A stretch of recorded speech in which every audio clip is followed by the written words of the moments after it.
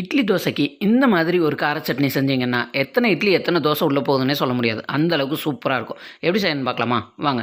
இப்போ ஒரு கடாயில் கொஞ்சமாக தேங்காய் எண்ணெய் எடுத்துக்கலாம். 2 பெரிய வெங்காயம், அது கூட கொஞ்சமாக கருவேப்பிலையும் போட்டு லைட்டாக வதக்கிடுங்க. அதுக்கப்புறமா ஒரு 4லேருந்து 5 வரமிளகாய், இது கூட 2 தக்காளியும் சேர்த்துட்டு வதக்கி விட்டுறலாம். இதோட ஒரு 6 பல்லு பூண்டும், கொஞ்சமாக ஒரு அரை கைப்பிடி அளவுக்கு மல்லி இலையும் இதோட சேர்த்துட்டு ஒரு 5-6 பீஸ் தேங்காய், தேவையான அளவுக்கு உப்பு, இது எல்லாத்தையும் சேர்த்துட்டு நல்லா வதக்கி விட்டுடலாம். பாதி அளவு வதங்கினதுக்கு அப்புறமா நம்ம இது கூட ஒரு 3/4 டீஸ்பூன் அளவுக்கு காஷ்மீரி மிளகாத்தூள் இதோடு சேர்த்துக்கலாம். சேர்த்துட்டு நல்லா வதக்கி விட்டுருங்க. நல்லா வதங்கினதுக்கப்புறமா ஸ்டவ் ஆஃப் பண்ணிவிட்டு இதை நல்லா ஆற வச்சுக்கலாம். இப்போ இன்னொரு கடாயில் கொஞ்சமாக தேங்காய் எண்ணெய் எடுத்துகிட்டு கடுகு உளுந்து கொஞ்சமாக கருவேப்பிலை தாளித்து எடுத்துக்கலாம்.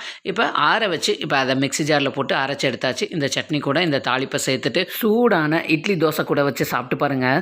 எத்தனை சாப்பிட்டீங்கிறத கமெண்ட்டில் சொல்லுங்கள். இந்த வீடியோ உங்களுக்கு பிடிச்சிருந்தா மறக்காமல் நம்ம சேனலை லைக் பண்ணி சப்ஸ்கிரைப் பண்ணிடுங்க.